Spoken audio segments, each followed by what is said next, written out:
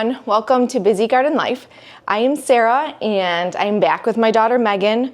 We are here doing our second video for the apple preserving series. So we started with our applesauce the other day, and I initially was going to try to do all of my preserving in one video and thought it's way too much. It's way too much to kind of go back and forth, and if you only want to do one thing compared to the next, then you have to scroll and find it. So I thought we're going to separate them. So we kind of worked on our applesauce a little bit yesterday, and today we are going to make some apple butter. Now, apple butter is one of those things that is great for putting on toast, bagels, making a spread out of it. It's really great. It's nice because I like to do it with our applesauce because it starts with the same process. All right, so what we're gonna do first is we're just gonna chop up all the apples. We like to keep the peels on them. Now, a lot of recipes for apple butter will say to peel and core. I tend to like everything with the peels on. We're gonna be pureeing them at some point in time, which using my Vitamix really just gets all of them so that there's hardly anything left. You can't even tell. So we are keeping the apple peels on. If you don't like the apple peels, go ahead and peel them. And we are just throwing them here into my Nesco roasting pan. I like to use a roasting pan. It's big, if it's a ton of apples. I'm gonna put a couple cups of water along the bottom, probably, I think last time I did 6 cups. It just kind of makes a nice thin layer of water at the bottom so that the apples don't scorch and burn to the bottom. So make sure that you put your water in there. And we are just going to chop them. We save all the cores. And if you have peels, if you're peeling, save your peels, because we are gonna make our apple cider vinegar for the year out of our cores and peels. All right, so what kind of apples to use? You can use whatever you want to. I tend to use a mixture because I just think the mix of apples tastes great. It all just melts together. I do that for pretty much everything that I'm preserving. And I always, if you're buying the apples, I always buy the seconds from a roadside stand or a country store nearby. I find that if you go to the cider mills and spend the money on the apples, you're gonna spend quite a bit more. I got 2 bushels of seconds for $40 total. And then I got another half bushel somewhere else that was like $15. And then the stuff that I used for our applesauce yesterday, I had some deer apples for $8 off the side of the road. So I was just kind of grabbing whatever I could because I like a ton of apples and we do a lot of stuff with them. So. Mom, you're confusing me. See, the camera. We worked on applesauce a couple days ago. And or yesterday. It was yesterday. It was yesterday. Some days go by so quick, it feels like it's been days before we did it. So yeah, we like to use those apples where you're nearly not spending a ton of money to do all of this stuff. All right, so before you start chopping your apples, we had already washed these. Put them in cold water, add some vinegar. I have them in the sink, and then we just rinse them off. So we let them soak for 10 minutes just to get anything off of those peels and debug it, if you would. And then, you're awfully loud with that knife. So that the apples are nice and clean. All right, so we're just gonna kind of continue cutting. I'm gonna get my water in the Nesco roaster here before I end up forgetting and we get too many apples in there. And then with this one, we are going to make apple butter. I'm filling this all the way up. Now you don't need that much for apple butter. If you are doing just like the recipe calls, it's 6 pints, or I'm sorry, 6 half pints or 3 pints of apple butter. I like the half pints because you don't typically use that much in one. It's kind of like jam almost. So typically with that, you could just get a saucepan, get like, I don't know, 15-ish medium-sized apples and put them in there and boil those down, soften them up, and then make the rest of the recipe from there. I'm doing it this way because whatever I'm going to use for the apple butter, I can take out, and the rest of it I can make applesauce with. It's pretty much the same start for both of them. So because we have so many apples, I'm going to continue to make more applesauce, and I'm going to make the apple butter with it. All right, so let's finish cutting and getting them in the roaster.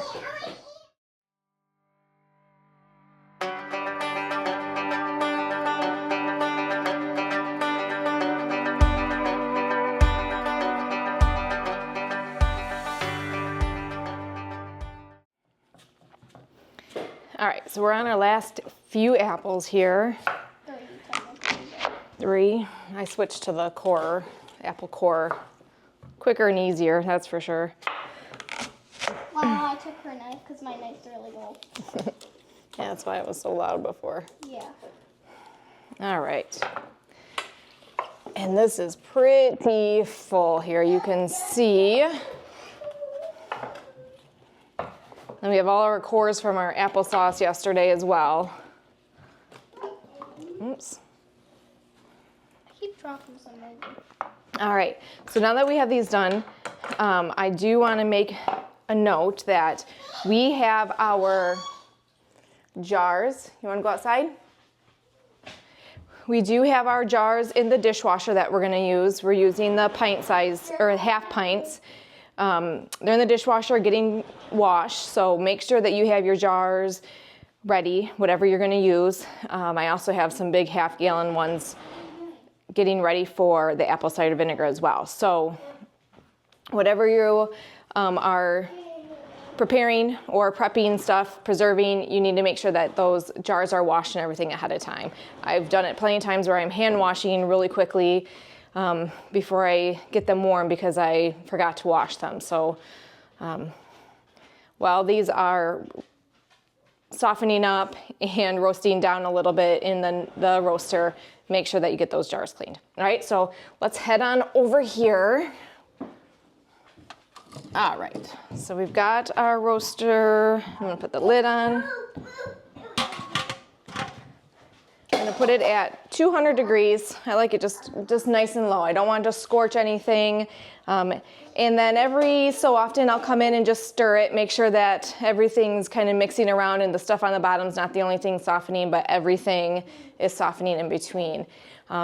Typically, I can't remember how long it went yesterday, maybe 4 or 5 hours. You can soften them up as much as you want to or as little as you want to. You can make sure that they're just soft, or you can really boil them down even more if you want. Kind of depends on what time you have. So I'm gonna go ahead and we're just gonna let these go for a couple hours, and then I will show you the next step in making our apple butter. So we are on to our next step of our apple butter. So we have, kind of just like the applesauce, we have the apple softening here in the roaster. Now, the typical recipe that I use from the ball preserving is you want 2 quarts of the apple pulp in order to make about 6 half pints or 3 pints. I'm gonna double that because I have so many apples. I figured why not make 12 of them, that way I have them for next year. I also have a couple extra if I want gifts. So I'm just going to get a gallon of the pulp now, or puree. So the nice thing about doing the apple butter and kind of the applesauce together is I'm going to figure out how much I need for the apple butter, and then whatever I have left over, I'm just gonna puree and make applesauce. And then once I get that in the pot, we're gonna add our sugar and our spices to it and just let it simmer down, all right? So first things first, let's strain out our apples here. All right. Got myself a slotted spoon here. Now, if you did not want the peels, I know some people don't like the peels at all.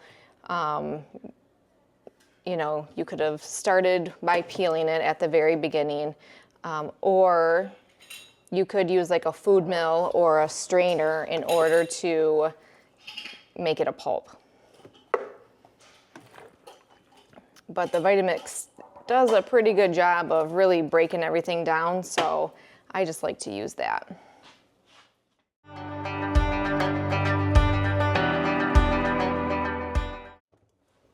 All right. And before we put it into our saucepan, we want to make sure that we're measuring how much we have. That is about 1 quart right there. So we want 4 quarts. All right, so I just got done emptying the rest of our apple pulp in here. It's quite a bit.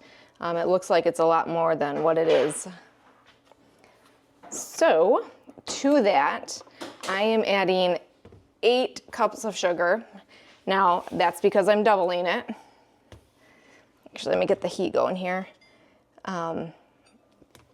If you're only doing the 2 quarts, then you would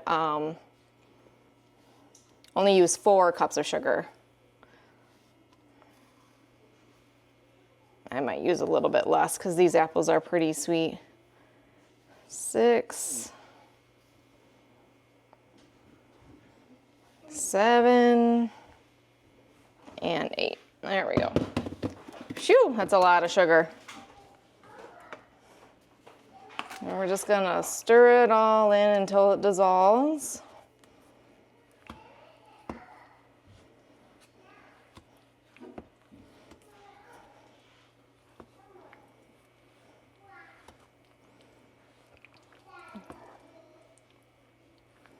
Now you could, I would assume you could actually do this in the crock pot too and just let it simmer.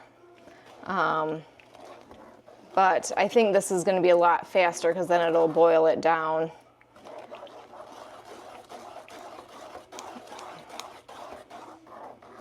You want that water to kind of evaporate off. You want it to be very thick. All right, we got the sugar in there and dissolved. Pretty good. Now we're going to add our cloves. I'm going to do a half teaspoon. If you were just doing one recipe, it would be a quarter. And then cinnamon, we're doing 4 teaspoons. And again, if you were just doing the regular recipe, it would be 4. Or I'm sorry, 2.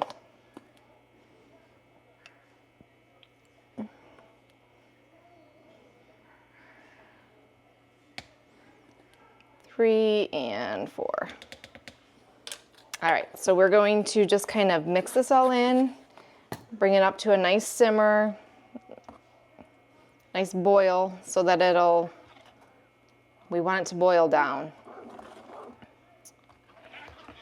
And we'll just let it go for however long it takes.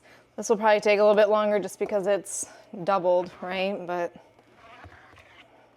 And then once this gets closer, gets kind of boiling down a little bit, what we'll do is add, we'll get our water bath canner going, we'll get our jars in the oven warming up so that once it's thick enough, that's all ready and we can put the hot butter into our hot jars and then into the water bath canner for 10 minutes.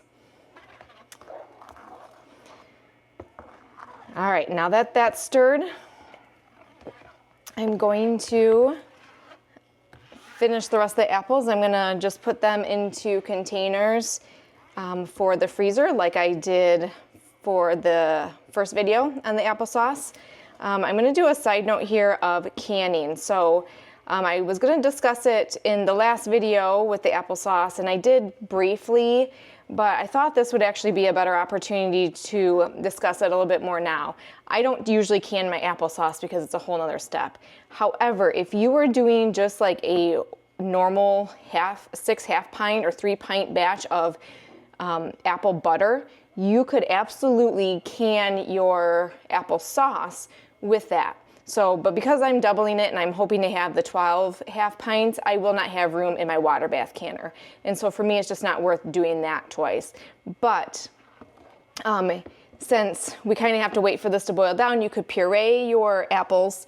You could put them in the refrigerator until this is kind of ready, or just kind of keep it into another saucepan and make sure that it's warm. And then you can can them both at the same time. So there is that option. If you are planning on canning your applesauce and doing it with apple butter, you could can them both at the same time. But for me, because I'm making so much apple butter, it's just not worth it. All right, this is mixed pretty well.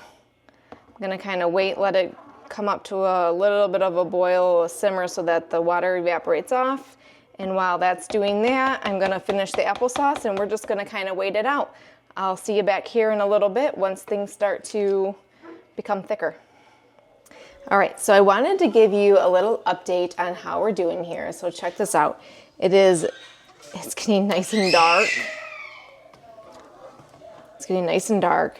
It's getting thicker. So you want it to stick to the spoon. You can kind of see, let me try to bring this up close. You can kind of see how it still really just falls right off the spoon, which means it's not thick enough. You want it pretty much to stick to the spoon. It's butter. It should not fall off it at all, basically. But a lot of our cloves have kind of disintegrated and boiled down. It smells so good. Even my daughter came down, she's like, "Oh, it smells so good in here." I'm like, I know, that's that apple butter. It smells delicious. So we still have a little ways to go to kind of boil it down. I'm just kind of letting it simmer here, evaporate off. But we'll be back in a little bit. One other note that I do want to make is make sure that you're coming in here and stirring it often, especially at the beginning, because the apples can stick and burn to the bottom if you bring it to a boil and you're not stirring it often. So I had a point of time where I was like busy with the kids, getting dinner ready, and I let it go a little too long. And I do have little chunks here and there that I'm like trying to pick out because it clearly got stuck to the bottom, but try to avoid that. It's not awful if that happens. I've just been picking some of those pieces out. It's not that big a deal, but be mindful that it can happen because we are boiling this down quite a bit and trying to make it nice and thick. So it's almost like any other jam that you would have, that you really want to make sure that you are, stirring frequently to make sure that it's not sticking to the bottom. All right, so we are getting to that point of at least starting all of our other things. So I'm going to get my water bath canner going. I'm going to start the oven. It has my jars in there, my half pint jars, because we are getting nice and thick. You can see it's just a little bit pouring off of the spoon, but it's still sticking a lot to the spoon right now. So we are pretty much there. Fun fact, apple has its own pectin in it. So you could make pectin for your jams out of apple cores and your leftover apples if you really wanted to. So the greener apples have more pectin in it. So that is why with the apple butter we did not have to add any pectin, is because it kind of has its own and it will break down enough to make it nice and thick like a butter or jelly jam type thing. So we're going to start, because it's getting pretty thick here, we're going to start the water bath canner. I'm going to start the oven, kind of get those jars warming up, and hopefully within the next half hour or so we can start canning this. I think we are just about ready. It is pretty thick here. And we got some, but it's sticking pretty good to the spoon. I'll show you here on this end. See all that sticking very well. It's pretty thick. So I'm gonna start pulling the jars out of the oven that have been getting warm. This is pretty warm here, so we are ready for a water bath canning. I have my lids washed, my bands ready, my debubbler, and a towel for wiping the rims off. So let's start by getting the jars out of the oven and onto our towel. All right, let's go ahead and fill our jars to 1/2 inch head space. I think I might have more than 12 half pints here though, so. But I don't have enough warmed up. Now if you find a whole clove in there still, you can go ahead and take that out. Nobody wants a whole clove on their toast.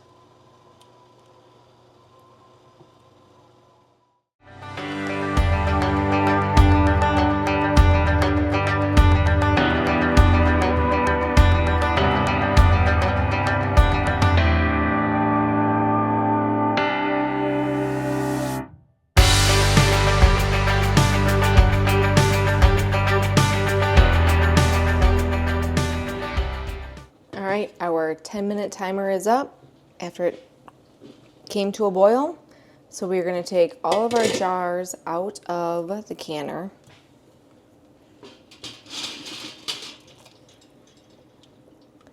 Look at the beautiful caramel color of that apple butter. Yum.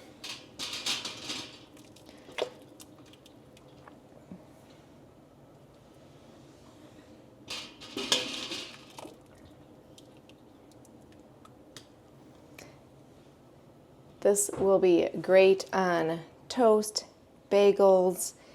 It's a great gift. I mean, I guess you could make it with a peanut butter and jelly sandwich. I have never done that before, but toast with some butter and some apple butter on top, it's delicious. Other than that, we are all set with our second series of our apple preserving. Our apple butter is complete. So I'm going to finish taking these out. We're going to let them seal, and that is done. Stay tuned because we are going to do apple pie filling next. It is so good, and it makes it for an easy apple pie. I am very traditional. I like to make just a homemade apple pie from fresh apples, but this is fantastic for those winter months where you don't have the fresh apples and you still want that fresh apple pie filling taste instead of the store-bought apple pie filling. So stay tuned because we are going to do that next. Subscribe to the page, that way you can get all the notifications of when we post those, but they are coming up very soon. We'll see you soon.